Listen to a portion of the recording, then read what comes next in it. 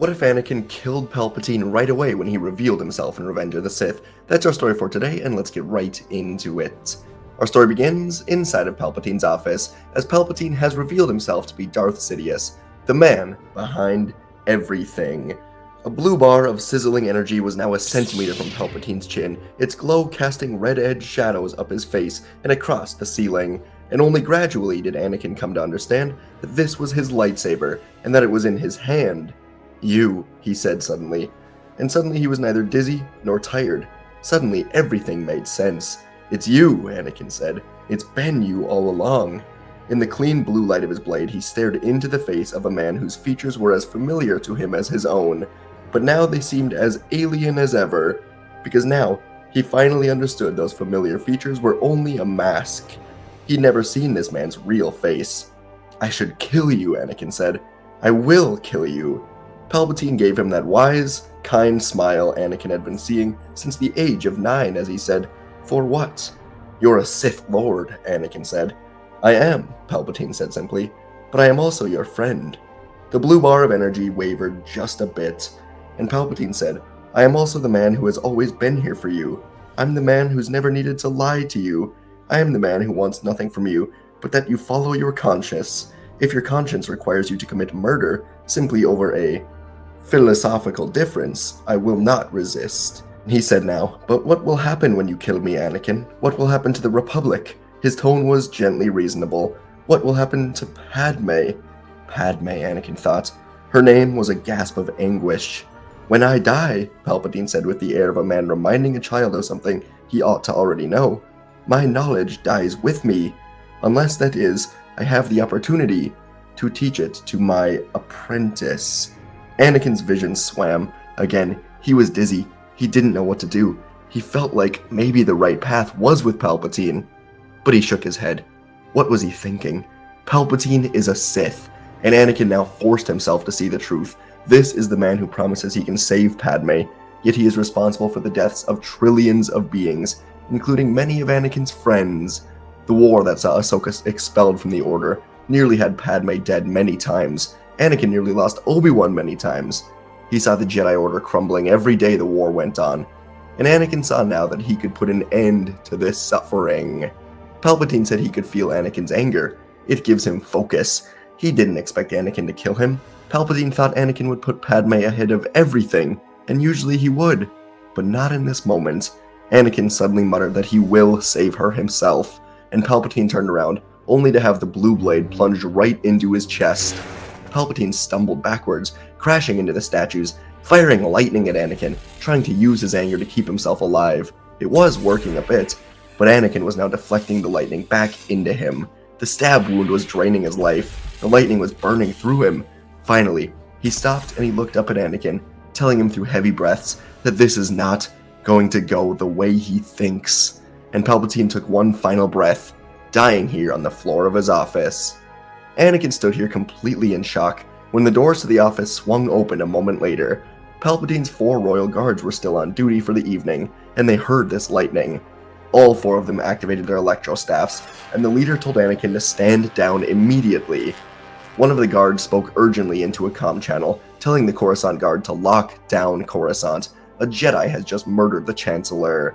Anakin put away his blade, and he began telling the guards he can explain everything. But they told Anakin this was treason of the highest level, and he is subject for immediate execution. The 4 guards moved in, and Anakin reignited his blade, telling them to stop, saying Palpatine is the traitor. The guards told Anakin he wouldn't get away with this. The Jedi Order won't get away with this. And they swung at Anakin as he blocked their strikes, being backed up through the office. Anakin yelled that he's a Sith Lord, but the guards were not listening. Their only duty was to protect Palpatine. They failed, and now they will make up for that failure. Anakin was refusing to kill them, but they were relentless. He blasted the huge window with a forced push, then Anakin had no choice but to backflip out of the window. As the guards swung at him once more, he couldn't kill them. That would only make him look more guilty. And now Anakin flew far out of the building, landing on the rounded roof, sliding down dozens of stories every few seconds, until he was able to push off of the roof and land on the streets. He wished he brought his comlink with him, but Anakin knew one thing for certain. He had to get to the truth to the right people, or things would get ugly fast. And of course, just seconds later, all of the HoloNet screens around Anakin, thousands of them spread around Coruscant City for advertising, war propaganda, job opportunities, anything else, were all suddenly replaced with a picture of Anakin's face with a giant "Wanted, Dead or Alive" sign covering his face. Chills ran down Anakin's spine as he felt fear, anger, and anxiety for what was to come. He looked to the skies, and dozens of clone gunships were now flying through the air, shining their lights down to the streets.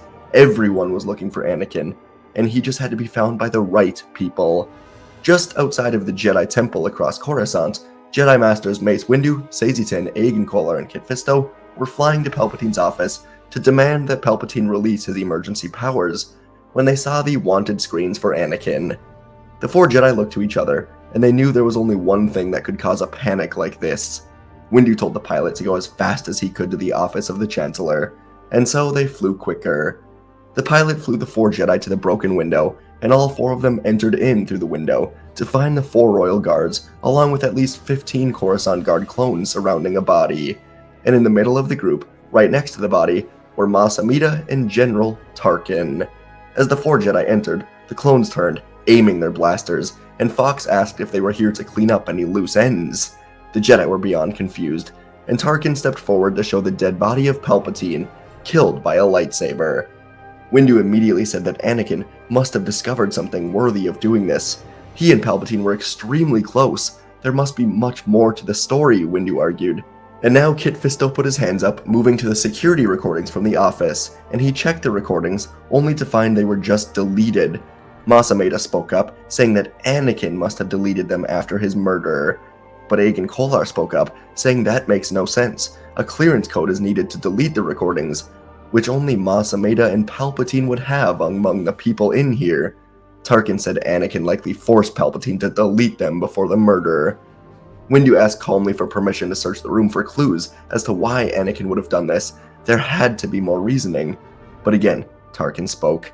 He said now that the reason is simple.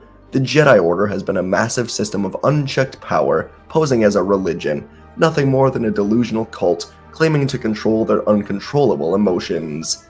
And every day Palpatine was restricting their power, until finally, one of them snapped. And Tarkin ordered the Jedi to stand down from this search. The fate of the Order as a whole will be determined once Skywalker is caught. And so the Jedi had no choice. Now they could only hope Anakin knew what he was doing, as Mas Amedda sent a mass communication to every single battle across the galaxy, ordering the Jedi to return to Coruscant immediately, remove themselves from battle, as one of their own has committed treason. So in battles like Cato Nemoidia, Megiddo, Felucia, and so on, the clones would continue fighting, while the Jedi were forced to leave. And on Coruscant, Padme Amidala was crying on her balcony, looking around at the countless screens showing Anakin's face with the word "wanted" blasted over him. She didn't understand. What could Anakin have done? And from her bedroom, Padme heard someone calling for her. It was Anakin. He snuck up from the wall, and he looked nervous and disheveled. Anakin told Padme everything, and the two of them focused hard, thinking about who would know Palpatine's ultimate plans. Perhaps Mas Amedda, Tarkin, but Padme heard they were heading up the investigation. But the more Padme thought, the more she remembered something.